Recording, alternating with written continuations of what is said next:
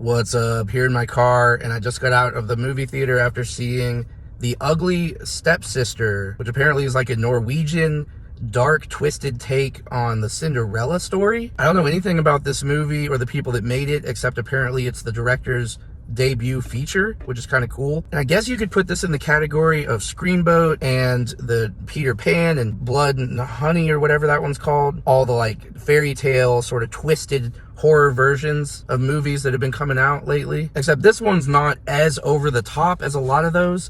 It's not quite as comedic, but it is very twisted and very dark and bloody. And it definitely has a few scenes that are very graphic, which is what people had kind of been saying. And I really like this. This was really cool. The music and the score was incredible. I don't know who did that. It was probably some Norwegian guy. No offense to Norwegians. It's amazing.